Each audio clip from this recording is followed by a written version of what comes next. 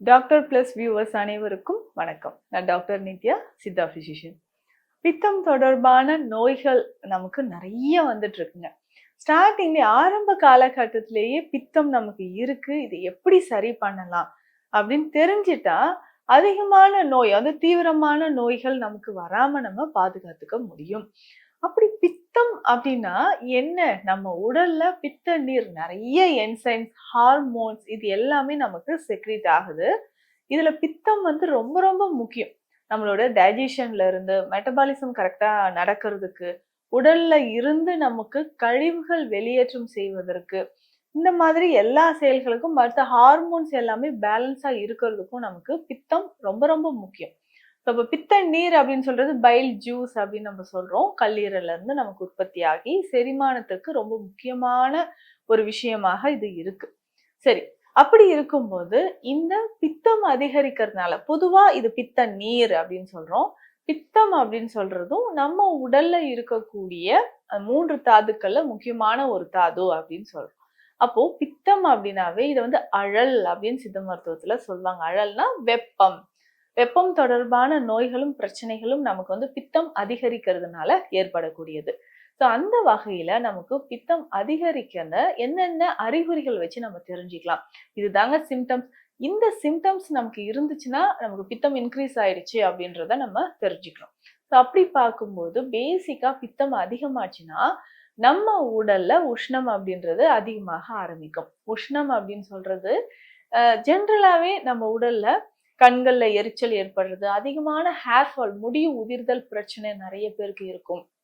அதுக்கப்புறம் பார்த்தோம்னா உடல் முழுவதுமே ஒரு வறண்ட தன்மை, ஒரு ட்ரைனஸ், ஸ்கின்ல வந்து ஒரு ட்ரைனஸ் ஏற்படுறத நம்ம பார்க்குறோம். இந்த மாதிரி ஒரு ட்ரைனஸ் இருந்தாலும் நமக்கு என்ன ஆகுதுன்னா உஷ்ணத்தினால் வரக்கூடியதுன்னு சொல்லலாம்.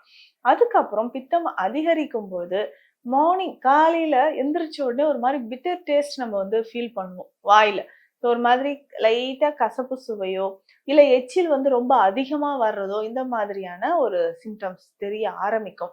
திடீர்னு கொஞ்ச நேரத்துக்கு அப்புறமா இல்ல கொஞ்ச மணி நேரத்துக்கு பிறகு என்னன்னா அதிகமான தலை சுத்தல் வர மாதிரி ஒரு ஃபீல். நல்லா நடந்து போயிட்டே இருந்தா திடீர்னு தலை சுத்தல் வருதுங்க அப்படின்னு சொல்லுவாங்க. இந்த மாதிரியான காரணங்களாலையும் நமக்கு பித்தம் அதிகரிச்சிருக்கலாம் அப்படின்னு நம்ம தெரிஞ்சுக்கலாம். அதிகமான முடி உதிர்தல், உடல் உஷ்ணம் அதிகமாகிறது, அடிக்கடி வாய் கசப்போட வாந்தி எடுக்கிற மாதிரியான ஒரு உணர்வு. அப்படியே வாந்தி எடுத்தாலும் காலையில எந்திரிச்சிங்க, நான் எனக்கு வாய் கசப்பு சில நேரம் வந்து அப்படி ஃபுல்லா மார்னிங்லயே வாந்தி எடுத்தாதான் அந்த தலைவலி, தலை சுத்தல் எனக்கு சரியாகும் அப்படின்னு சொல்லுவாங்க. ஸோ அந்த வாந்தியும் மஞ்சள் நிறத்துடன் வெளிப்படுறது, இந்த மாதிரியான சிம்டம்ஸ் இருந்துச்சுன்னா நமக்கு பித்தம் இருக்குன்னு தெரிஞ்சுக்கலாம். அதுக்கப்புறம் உள்ளங்கை, உள்ளங்கால்கள்லயும் வெடிப்பு மாதிரியான பிரச்சனை. ரொம்ப ட்ரையா இருக்கும். உள்ளங்கால்லாம் வந்து பார்த்தோம்னா, நல்ல வறட்சியோட இருக்கிற மாதிரி இருக்கும். ரொம்ப ட்ரையா இருக்கிறது. சொரியாசிஸ் மாதிரியான பிரச்சனைகள் ஏற்படுறது எல்லாமே பார்க்குறோம். ஒருவேளை பித்தம் அதிகமாக ரொம்ப நாட்களாகவே இருந்துச்சுன்னா, பிளட் பிரஷர் அதிகமாகும். அதுக்கு தான் பிளட் பிரஷர நம்ம சித்த மருத்துவத்துல குருதி அழல் அப்படின்னு சொல்லுவாங்க. அப்போ அந்த பிளட் பிரஷர் அதிகமாகும் போதும் நமக்கு நிறைய பிரச்சனைகள் உடல்ல ஏற்படுது. ஸோ இது எல்லாமே பித்தம் அதிகரிக்கிறதுனால வரக்கூடிய சிம்டம்ஸ் அப்படின்னு சொல்றோம். பித்தத்தை தணிப்பதற்கு நம்ம என்னங்க பண்ணலாம்? இதுதான் ரொம்ப ரொம்ப முக்கியம் இல்லையா? அப்போ இந்த பித்தத்தை தணிப்பதற்கு நம்ம என்ன பண்ணலாம்? பித்தத்தை குறைப்பதற்கு சில மூலிகைகள் இருக்கு. ஸோ அத வந்து நம்ம ஃபாலோ பண்ணிக்கலாம். வீட்ல இருக்கக்கூடிய மூலிகைகள்ல ரொம்ப முக்கியமானது அப்படின்னு பார்த்தோம்னா, ஓமம், பெருங்காயம் இது 2ம் நம்ம எடுத்துக்கணும். இத எப்படி நம்ம பயன்படுத்த போறோம் அப்படின்னு பார்த்தோம்னா, ஓமம் இதுவே தெரியும் நமக்கு டைஜஷனுக்கு ரொம்ப ரொம்ப இம்பார்ட்டன்ட் இந்த ஓமம் அப்படின்னு சொல்றோம். செரிமானம் தொடர்பான பிரச்சனைகள் இருந்தா நம்ம வந்து ஓமத்தை குழந்தை பருவத்துல இருந்தே பயன்படுத்துவோம். இதுக்கு நம்ம ஓமத்தோட பெருங்காயமும் சேர்த்து பயன்படுத்த போறோம். எப்படின்னா ஓமத்தை வந்து லேசா வறுத்துக்கணும். இளம் வறுப்பா வறுத்துட்டு ஃபைன் பவுடர் நல்லாவே ஒரு பவுடரா ரெடி பண்ணிட்டு இதனோட என்ன பண்ணோம்னா பெருங்காயமும் சேர்த்து எடுத்துக்கணும். அப்போ ஓமம், பெருங்காயம் 2ம் சேர்த்து எடுத்துட்டு நல்ல ஃபைன் பவுடரா பண்ணி எடுத்துடணும். இதனோட கொஞ்சமா வெல்லம், வெல்லம் சேர்த்து நம்ம என்ன பண்ண போறோம், நல்லா மிக்ஸ் பண்ணிக்கிட்டே வரும்போது ஒரு பெருசா நம்ம எவ்வளவு போட்டோமோ அந்த அளவுக்கு ஒரு பெரிய உருண்டை மாதிரி நமக்கு கிடைக்கும். இத வந்து சின்ன சின்ன பீசஸா நம்ம வந்து கட் பண்ணி எடுத்துக்கலாம். சின்ன சின்ன பீசஸா கையிலேயே வந்து எடுத்துட்டு நல்லா ரவுண்ட் ரவுண்டா உருட்டி பில்ஸ் மாதிரி எடுத்து வச்சுக்கணும். எப்பெல்லாம் நமக்கு வந்து வாந்தி கசப்பாக வருதோ, இல்ல நமக்கு பசியின்மை இருக்கு அப்படின்னும் போதோ, இந்த ஒரு உருண்டை எடுத்து நம்ம வாயில போட்டுக்கலாம். ஸோ இது என்னன்னா நம்ம சலைவாவோட மிக்ஸ் ஆயிட்டு அந்த சாறு நமக்கு உள்ள இறங்கிக்கிட்டே இருக்கும். இந்த மாதிரி நம்ம உணவு முறைகள்ல மாற்றம் கொண்டு வந்தோம்னா பித்தம் வந்து நமக்கு நல்லாவே குறைய ஆரம்பிச்சிடும். எவ்வளவு நாட்பட்ட பித்தமாக இருந்தாலும் அதை சமநிலைப்படுத்துவதற்கு ரொம்ப எளிமையான முறை நான் சொன்னேன். ஒரு முறை இதை வந்து ரெடி பண்ணி எடுத்து வச்சுட்டோம்னா கிட்டத்தட்ட 2-3 மாதங்கள் வரைக்கும் நம்ம பயன்படுத்திக்கலாம். அப்பப்போ தேவைப்பட்டா வெயில்ல வச்சு எடுத்துக்கலாம். இந்த ஓமும் பெருங்காயமும் நமக்கு டைஜஷனை வந்து இன்க்ரீஸ் பண்ணும். பித்தத்தை வந்து கம்ப்ளீட்டா குறைக்கிறதுக்கு தான் நமக்கு இது பயன்படுது.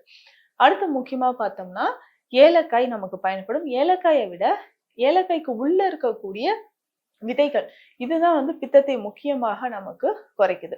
இப்ப ஏலக்காய்க்கு உள்ள இருக்கக்கூடிய விதைகளை எடுத்து நல்லா பவுடர் பண்ணிட்டு அப்பப்போ பால்லயோ இல்ல வெந்நீர்லயோ கலந்து குடிக்கலாம்.